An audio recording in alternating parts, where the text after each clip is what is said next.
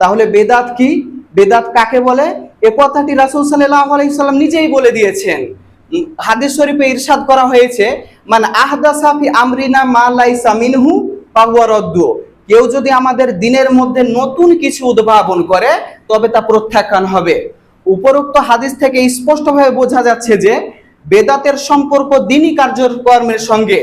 যেসব কাজ নতুন কিছু উদ্ভাবন করে দিনের মধ্যে অন্তর্ভুক্ত করা হয় তাই বিদাত। অতএব রেলগাড়ি, উড়োজাহাজ এসবের দৃষ্টান্ত পেশ করা নিতান্তই মূর্খতা।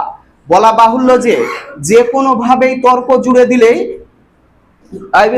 এবং অবান্তরণ প্রশ্নের অবতারণা করতে সক্ষম হলেই কোনো বিদাত সওয়াবের কাজে পরিণত হয় না, বরং বেদাত বেদাতই থাকে এবং এগুলো গুনাহের কাজ হিসেবে আখেরাতে শাস্তি ভোগের কারণ হয়।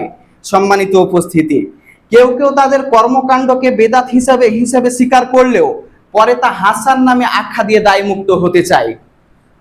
কিন্তু আল্লাহ রাসূল সাল্লাল্লাহু আলাইহি সাল্লাম বলে দিয়েছেন, কুল্লু বিদাতিন জলালা, সকল বেদাতি গুমরাহি। তাহলে শরীয়তের দৃষ্টিতে যেসব হাসান বা আখ্যা দিয়ে থাকে সেগুলো কোনো দিনই পুণ্যের কাজ হতে পারে না।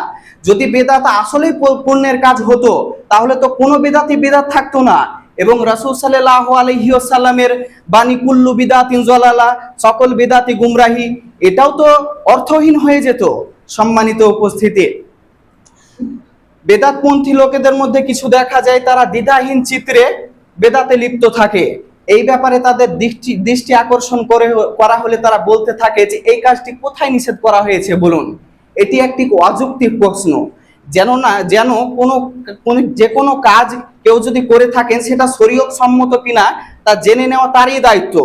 কোনো কাজ শরীয়তে নিষেধ নেই, এই ব্যাপারে না জেনে কোনো কাজ শুরু করলেন, সেই ব্যাপারে যদি কোনো মানুষ তার নিষেধাজ্ঞা না দেখায় তাহলে কি সেই কাজটা বেদাত থেকে বঞ্চিত হয়ে যায়? কখনোই নয়। খুব ভালোভাবে মনে রাখতে হবে যে শুধু তর্ক জুড়েই বাস্তবতার পরিবর্তন ঘটে না, বরং বেদাতই থাকে। সম্মানিত উপস্থিতি,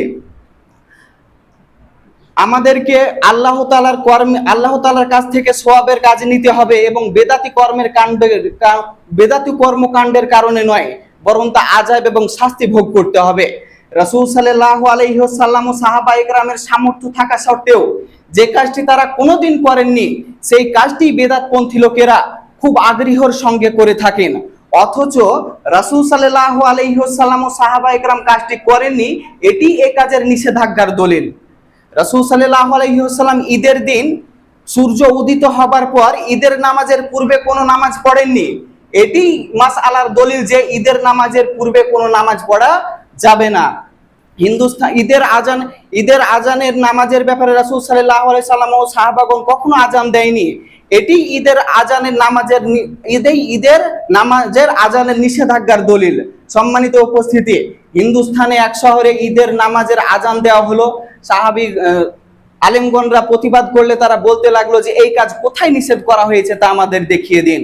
সম্মানিত উপস্থিতি, এখানে প্রশ্ন হলো যে স্পষ্ট নিষেধাজ্ঞা বিদ্যমান থাকাই যদি কোনো বিষয় নিষিদ্ধ হওয়ার একমাত্র পথ হয়, তাহলে যেসব বিষয় নিষেধাজ্ঞা কোরআন হাদিসে নেই তা সবই এই বিদাতের নীতিতে বৈধ হয়ে যাবে এবং সবই সওয়াবের কাজে পরিণত হয়ে যাবে। সম্মানিত উপস্থিতি, যেমন কোনো ব্যক্তি যদি নামাজে সানা পড়ার স্থলে যদি আত্তাহিয়াত পড়া শুরু করে এবং বলতে থাকে যে এই কাজ কোথায় নিষেধ করা হয়েছে তা আমাদের দেখিয়ে দিন, অথবা রুকু সেজদার জায়গায় যদি তাসবিহ তাহলিল না পড়ে যদি দরুদ শরীফ পড়া হয় এবং বলতে থাকা হয় যে এই কাজ কোথায় নিষেধ করা হয়েছে তা আমাদের দেখিয়ে দিন, অথবা জোহরের নামাজ 5 রাকাত আদায় করাতে কোথায় নিষেধ করা হয়েছে তা আমাদের দেখিয়ে দিন।